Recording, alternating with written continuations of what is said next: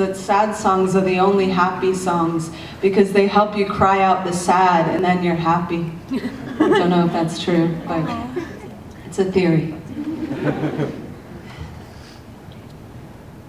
It's 3 a.m.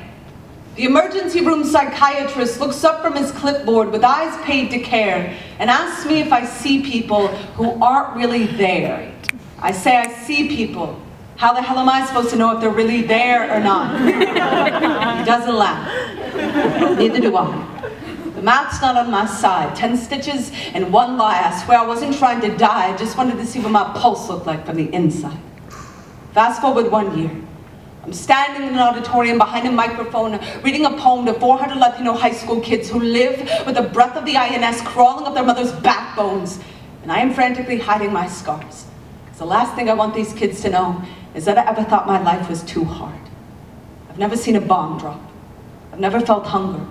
I've also never seen lightning strike, but we've all heard thunder, and it doesn't take a genius to tell something's burning. The smoke rises between us, forming walls so high they split the sky like slit wrists, and when the stars fall like blood, we are all left with nothing but a death wish. He said, "Call me by my true name. I am the child in Uganda, all skin and bone. Do you remember the rest? How about this one, America? Jesus wept. Jesus wept, but look at your eyes, dry as the desert sand, dusting the edges of your soldiers' wedding bands. Look at your soul playing dead, because your ribcage is Abu Ghraib, is San Quentin, is Guantanamo Bay, and your heart has beaten them so many times they bleed the moon." Do you know children in Palestine fly kites to prove they're still free? Can you imagine how that string must feel between their fingers as they kneel in the cinders of our missile heads? You can count the dead, but the colors in the sky. The bow is breaking. The cradle is falling. Right now, a 6-year-old girl is crushed in a ditch in Lebanon wishing on falling bombs. Right now, my government is recording the test scores of Black and Latino 4th graders to see how many prison beds will be needed in the year 2021.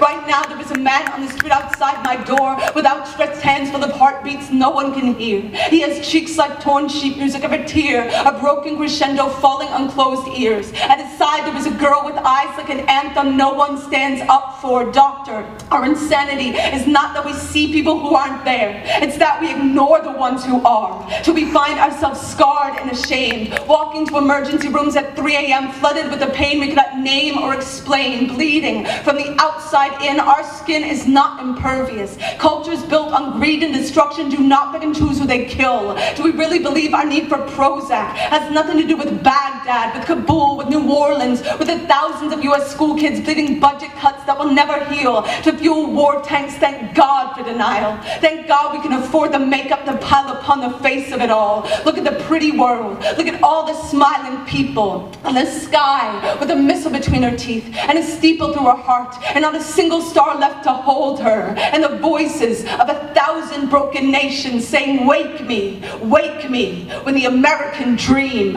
is over." Ooh.